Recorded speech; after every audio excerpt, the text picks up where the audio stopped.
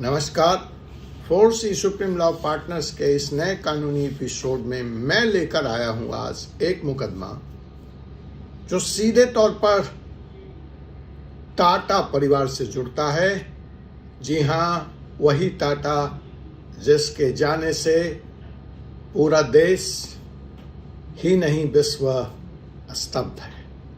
जी हां, वही रतन नवल टाटा, रतन टाटा, जो वास्तव में एक अभूतपूर्व रत्न थे, जिनको दुनिया एक अच्छे इंसान की तरह याद कर रही है, न कि एक बहुत बड़े अमीर आदमी के तौर पर। उन्हीं परिवार के विरासत के सवाल को, केस को लेकर आज यहां मैं आपकी अदालत, जनता की अदालत में advocate doctor Ajay Kumar Pandey, supreme court of India लेकर हाजिर हूं।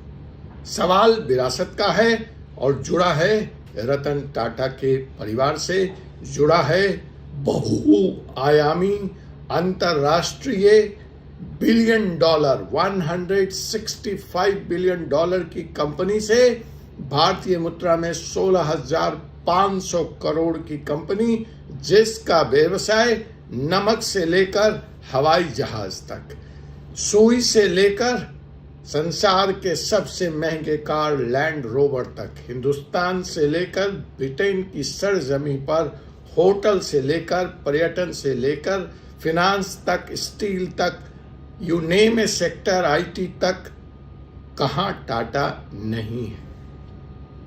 तो उस परिवार के सामने जो इस वक्त सवाल है, जो देश के सामने सवाल है, मैं सीधे वो सवाल आप तक पहुंचाता हूं, रखता हूं।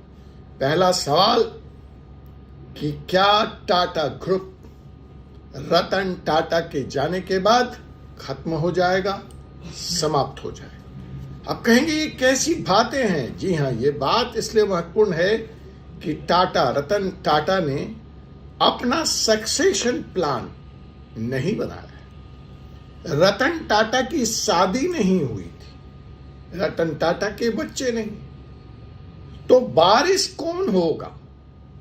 कौन इतनी बड़ी सल्तनत, इतनी बड़ी एम्पायर के इतने बड़े जहाज को आगे खेवेगा? उसका खेवनहार कौन है? कैप्टन कौन होगा? और इन सब अस्पष्टताओं के बीच में यह सवाल लाजमी उठता है कि क्या यह रतन टाटा के एम्पायर का फुल स्टॉप है? आज जिस वक्त आप यह वीडियो देख रहे होंगे, रतन टाटा ग्रुप के बोर्ड ऑफ डायरेक्टर्स की, ट्रस्टीज की मीटिंग चल रही है, जहां वो इसी सवाल से जूझ रहे हैं, जूझने वाले हैं। तो सवाल ये है। दूसरा सवाल जो जुड़ा है कि क्या भारत सरकार टाटा ग्रुप को ओन कर लेगी, क्या उसका अधिग्रहण कर लेगी? तो आइए ढूंढते हैं इन दोनों सवालों का जवाब अपने इस कानूनी एपिसोड में, विरासत का कानून, सक्सेशन प्लानिंग।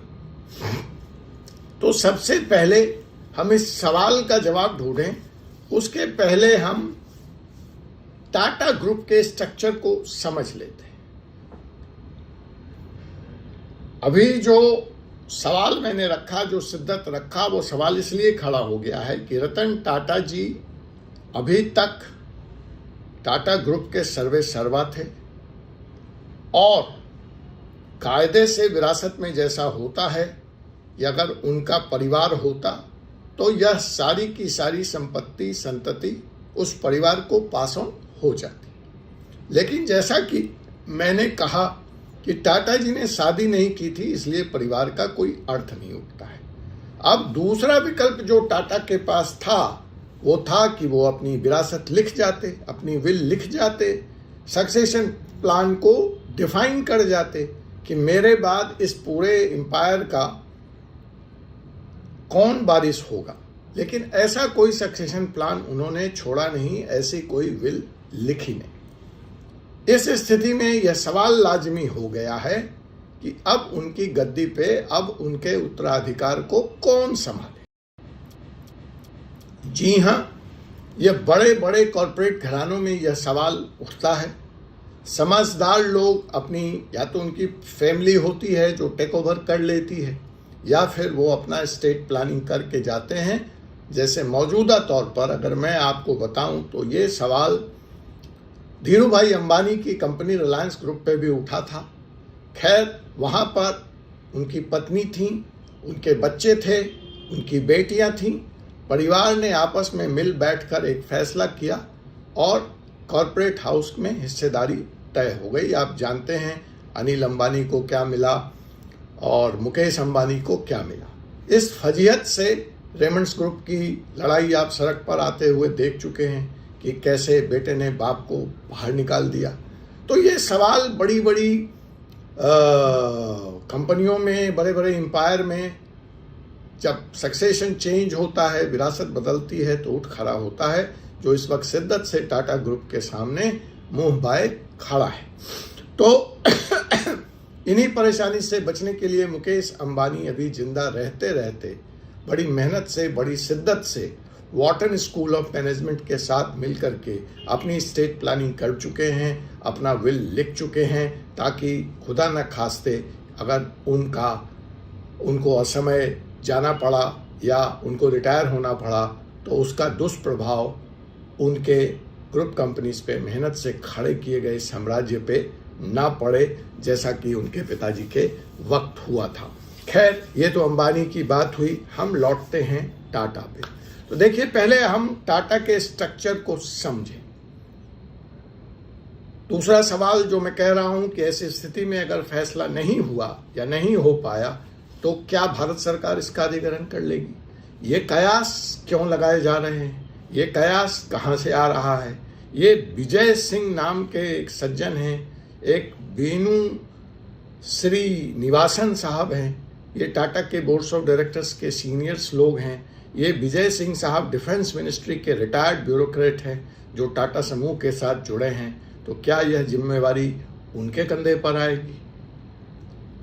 करेंगे इन सब बातों का खुलासा।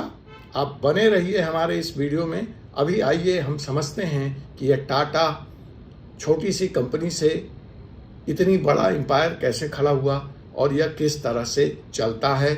और उस स्ट्रक्चर को समझने के बाद हमें यह अंदाज हो जाएगा कि टाटा का भविष्य कहाँ है, कितना सुनहरा है, कितना अंधकार में है रतन टाटा के जाने के बाद। तो जिसमें जो सबसे पहली बात समझनी है वह समझनी है कि टाटा सन्स के आने से पहले, मतलब टाटा ग्रुप के आने से पहले, एक और बड़ी पावरफुल एंटिटी है जो वास्तव में कंट्रोलिंग एंटिटी है, जो टाटा के पॉलिसीज को, नीति का निर्धारण करती है, एडमिनिस्ट्रेशन करती है, वह उनको कंट्रोल करती है। वह एंटिटी है टाटा ट्रस्ट। यह ट्रस्ट है और इसी ट्रस्ट के पास टाटा सन्स जो ग्रुप है, जिसके अंदर तमाम व्यवसाय होते हैं टाटा के, उसके मेजॉरिटी शेयर होल्डर्स हैं। उसका majority share holding Tata trust के पास है। और टाटा ट्रस्ट किसी की बपौती नहीं है, किसी एक व्यक्ति की संपत्ति नहीं है। ये एक चैरिटेबल ट्रस्ट है। इसको जन कल्याण निहितार्थ बनाया गया है। तो कंट्रोलिंग एंटिटी तो ट्रस्ट है, टाटा सन्स उसके अंदर है। अब बात आती है कि जैसा कि मैंने कहा कि ये एक फिलैंथ्रोपिक संस्था है, यह एक जन कल्याणार्थ बनाई गई संस्था है जो कि टाटा सन्स को कंट्रोल करती है, जिसका स्वामित्व है।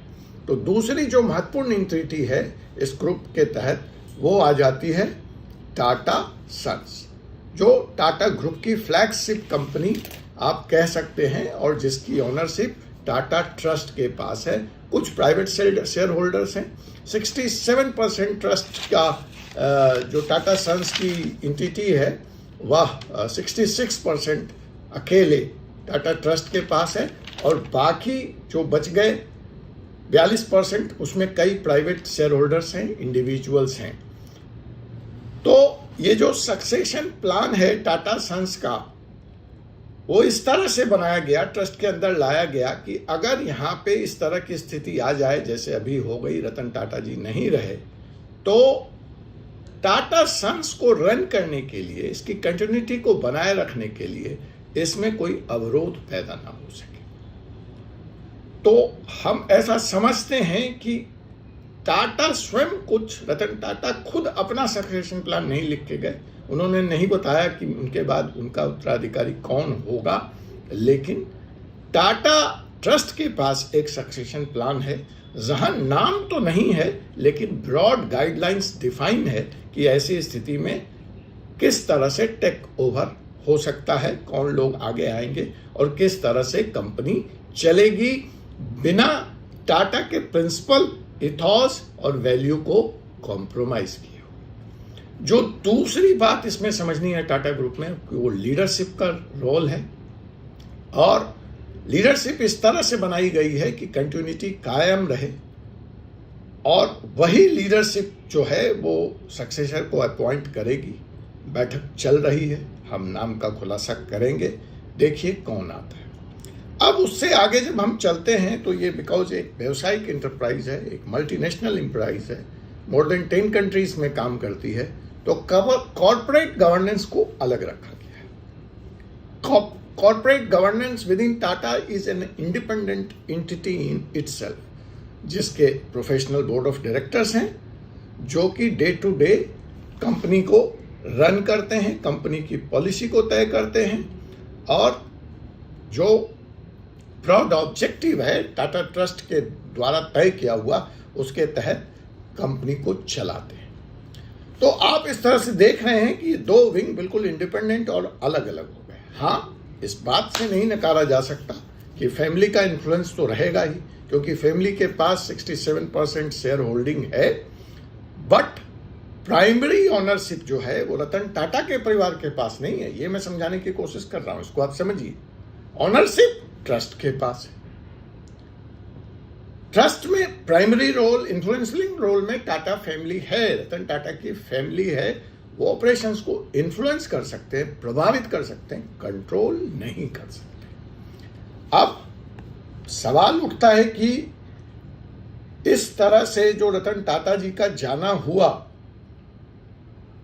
तो कंपनी कैसे रन होगी टाटा सन? तो उसके ऑपरेशन पे कोई फर्क नहीं आएगा, क्योंकि वहां टाटा ट्रस्ट बैठा है और वह मेजॉरिटी शेयर होल्डिंग कंट्रोल करता है।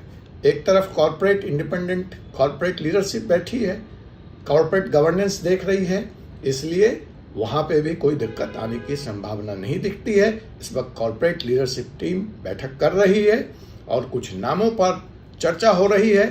तो आइए अपनी सांसें रोक लीजिए, बहुत देर तक आपको इंतजार नहीं कराता हूं। जिस नाम के रतन टाटा के सक्सेसर होने की कयास लगाए जा रहे हैं, उम्मीद लगाई जा रही है, हो सकता है कि जब तक आप यह वीडियो देखें और ये आप तक पहुंचे तो इसकी आधिकारिक घोषणा हो चुकेगी। वह नाम है फिलहाल नोएल टाटा का।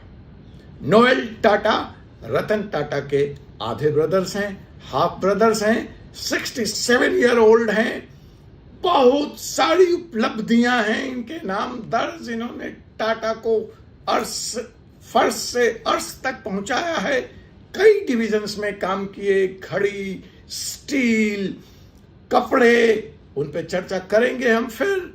तो फिलहाल हम इंतजार करते हैं कि यह सेहरा, यह पगड़ी, यह लीडरशिप, यह कॉम्पिटेंसी नोएल टाटा को मिलती है या कोई डार्क हॉर्स सामने आता है।